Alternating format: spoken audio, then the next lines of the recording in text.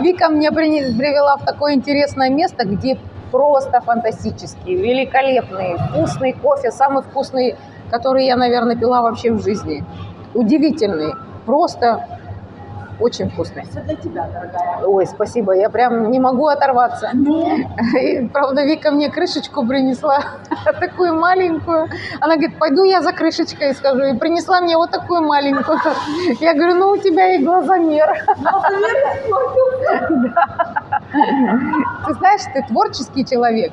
Творческие люди вообще не обращают. Подумаешь, крышечка на 2 размера меньше, чем стаканчик. Это вообще не важно. Это все.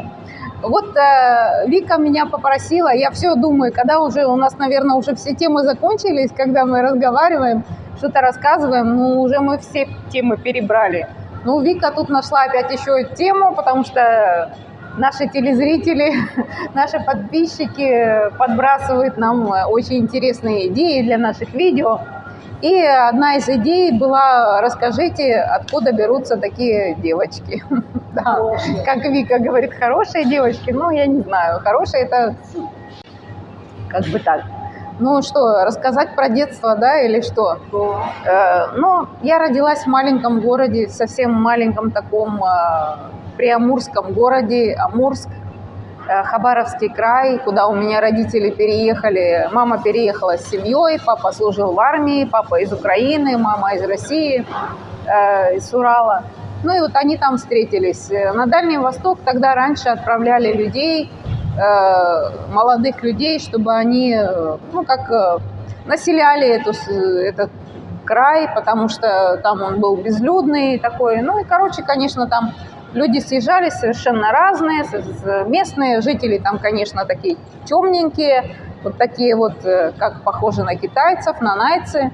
Ну, поэтому мы среди них выделялись, или наоборот они, потому что их на самом деле меньше, чем обычных. Но у нас в классе было очень много украинских фамилий и очень много нанайских фамилий.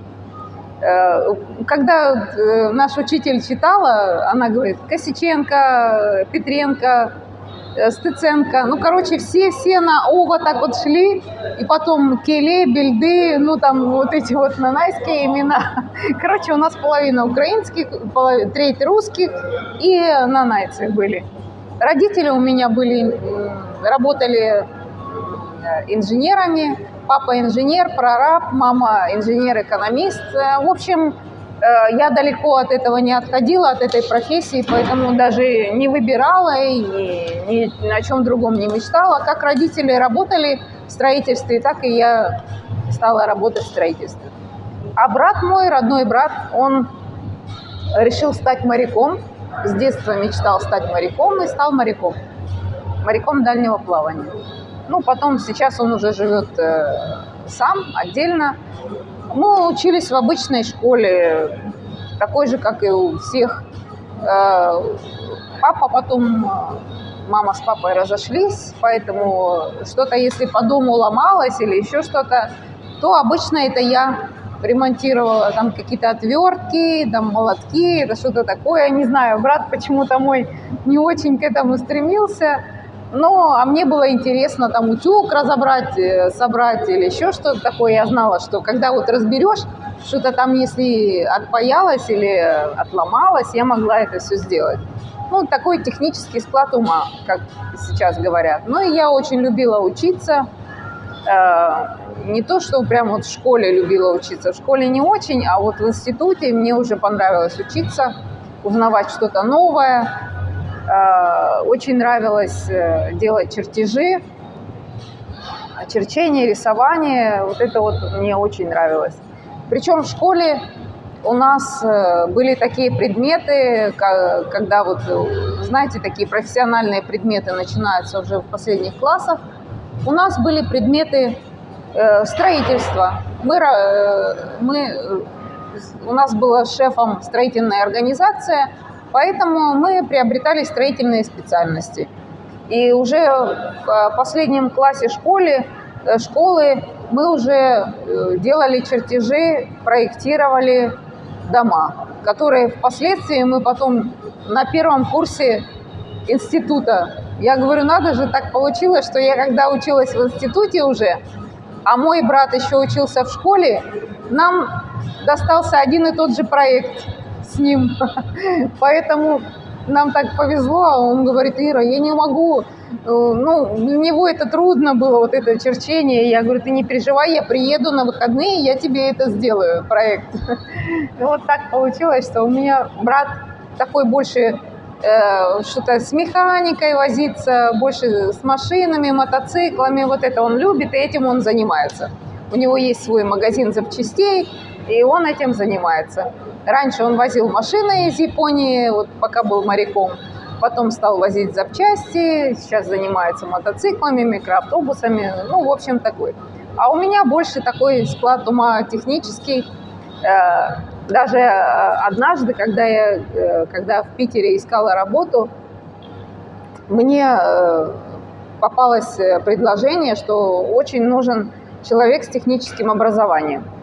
И когда я пришла устраиваться на эту работу, они сказали в косметическую компанию.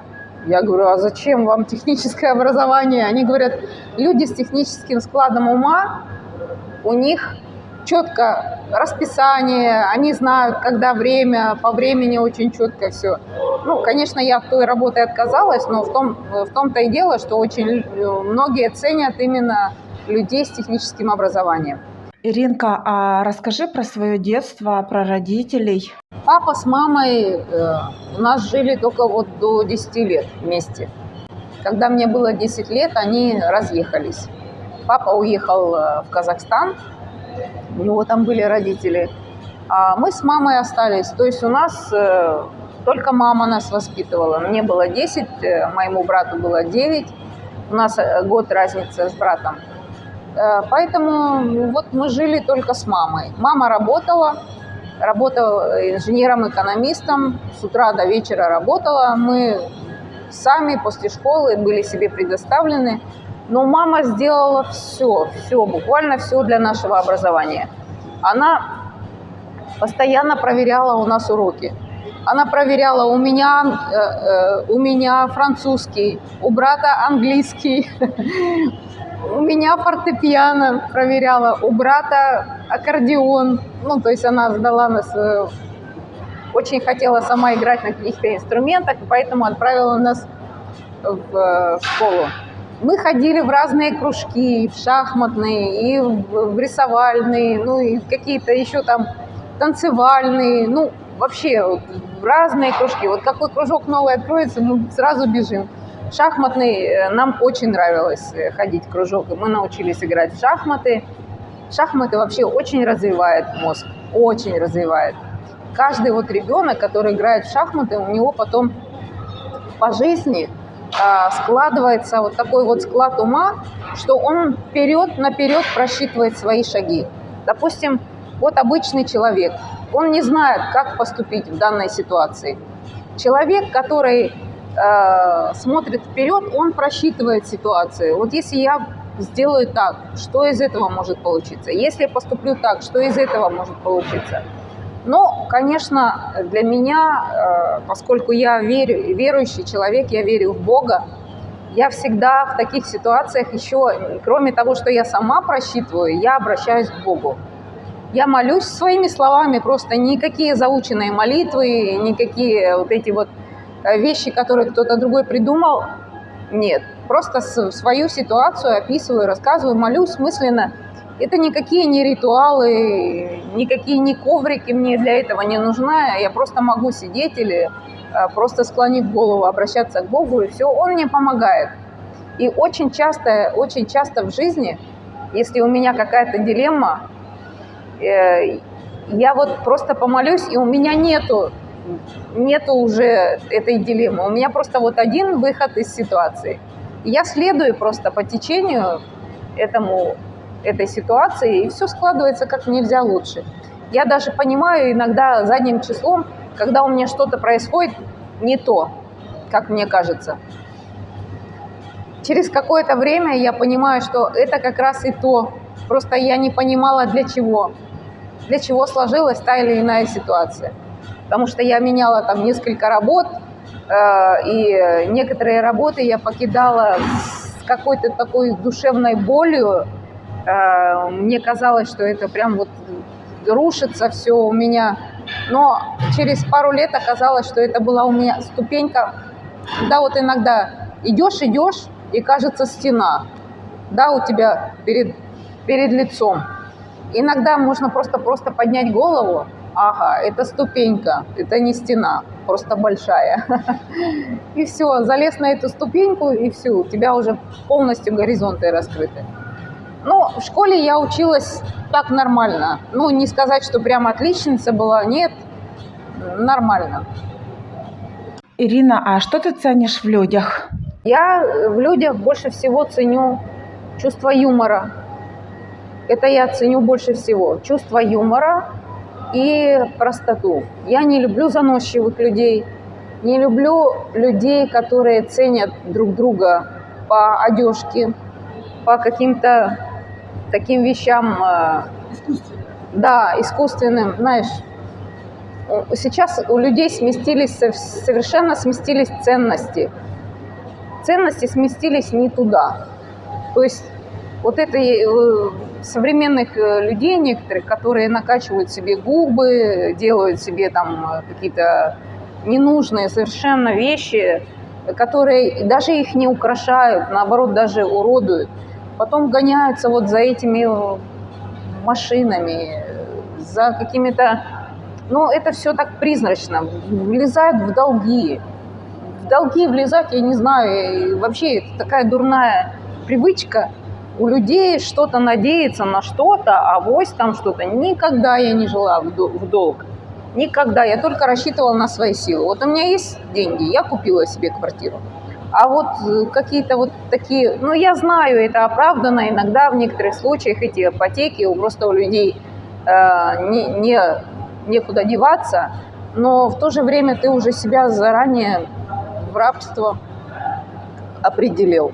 То есть, как бы, ты не можешь ни в отпуск съездить. На несколько лет ты вот просто вот скован по рукам и ногам. Ни туда, ни сюда. Не знаю, я вот не люблю такие вещи. Все вот эти займы берут в банках, суды какие-то эти. Не знаю, это надо быть таким вот вундеркиндом, чтобы все вот это просчитать. Ну, либо безбашенным, не знаю. Я стараюсь как-то в серединке, ни туда, ни сюда. Ну, и стараюсь жить какой-то обычной, простой жизнью. Мне вот знакомые говорят: а почему ты не купишь себе вот эту вот машину? Она такая классная, она такая крутая. Зачем? У меня вот моя простая, обычная. Средний класс. Вот все я стараюсь, чтобы у меня было все как посерединке. Не надо выпячивать, ну, не хочу я, не люблю вот это, выпячивать, что-то из себя выстраивать, то, чего нету на самом деле. Мне нравится общаться с простыми, обычными людьми. Вот эти вот какие-то люди, которые я знаю, есть группа людей, которые вот там что-то типа элита. Нет. Элита, а элита это все не про меня. Нет, потому что те ценности, которые у многих людей сейчас, это вообще не. И даже мне вот, когда у меня сын начинает что-то, вот, а у меня у друга то, у этого друга то. Я говорю, что, какие друзья, вот, смотри, пожалуйста, на вот дети Дармена, посмотри, они что у них, что они могут себе купить. Смотри, этот машины моет. Второй мальчик папе помогает, подъезды уже подметает, маленький. Мы им отдаем какие-то вещи, они даже не могут себе ничего позволить, не купить ничего.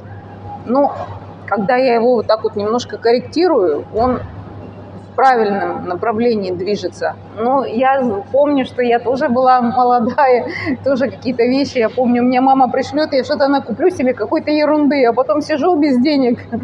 Вообще суп из лапши с луком. Ну, знаешь, как в студенчестве. Я не могла контролировать поначалу эти деньги. А мне было 17 лет, я уехала уже в другой город, в Хабаровске я училась.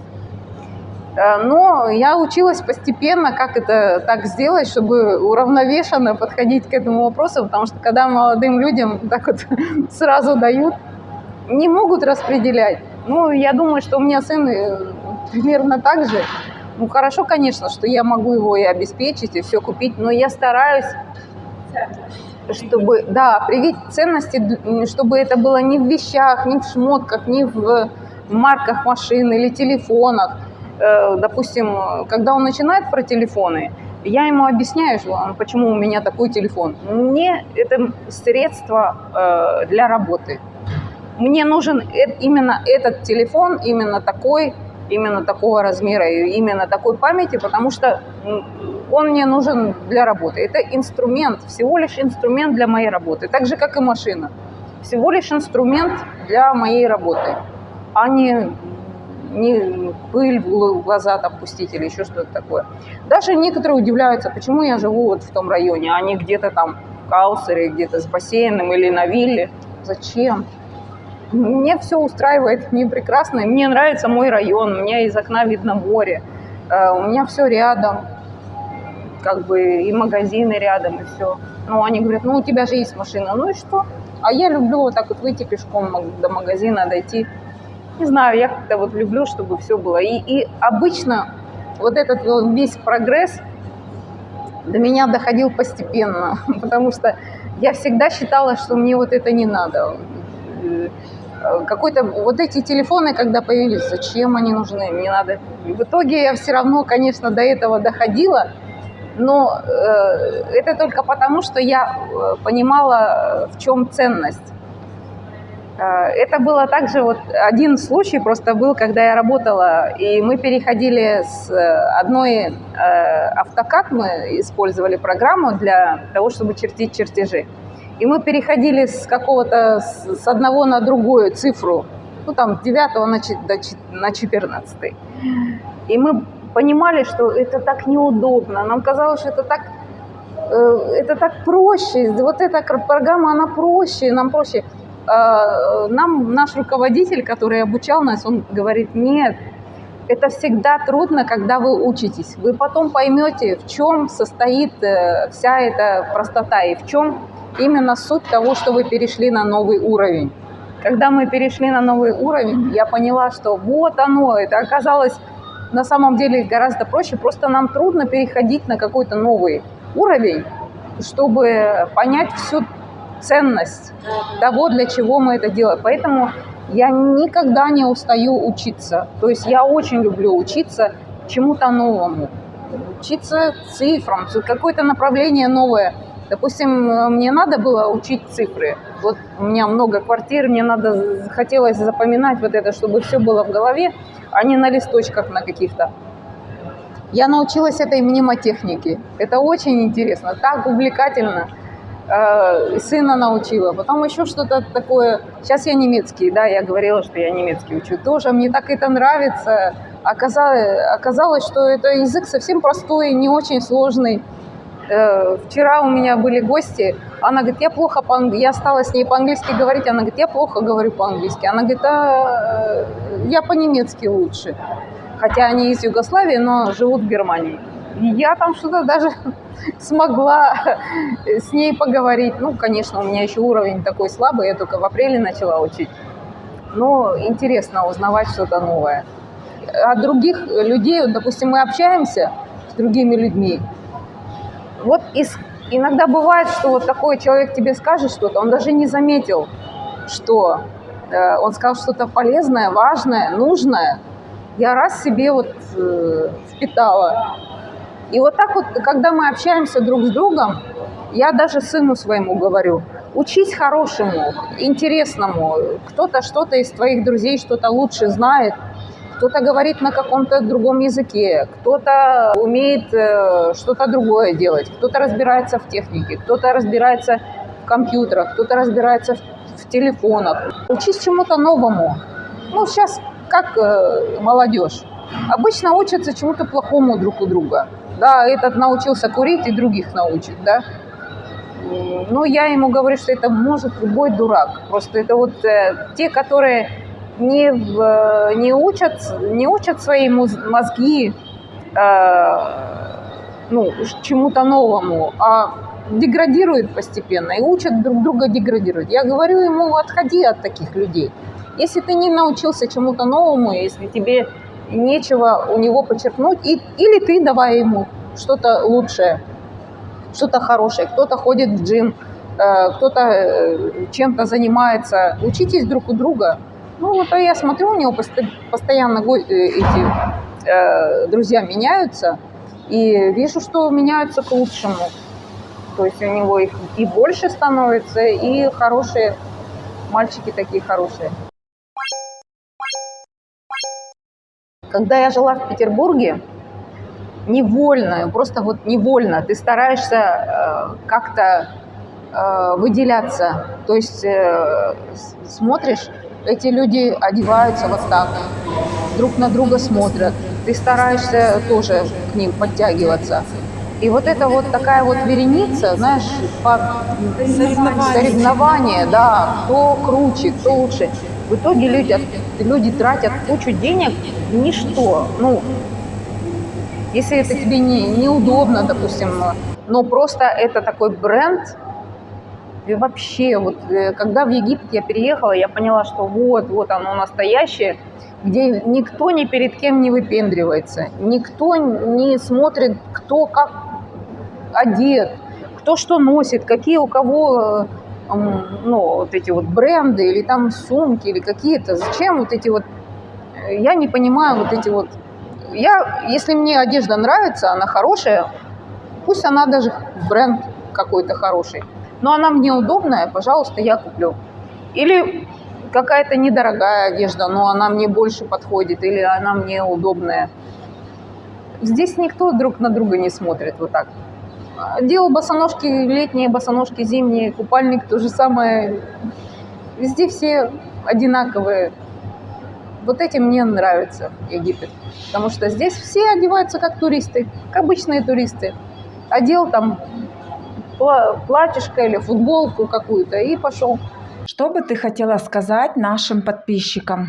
Ой, дорогие наши подписчики, вот что я хочу сказать. Я хочу вам высказать огромную благодарность за то, что вы не просто смотрите и проходите мимо, а то, что вы принимаете вот такое участие, вы задаете вопросы, вы что-то комментируете, обсуждаете.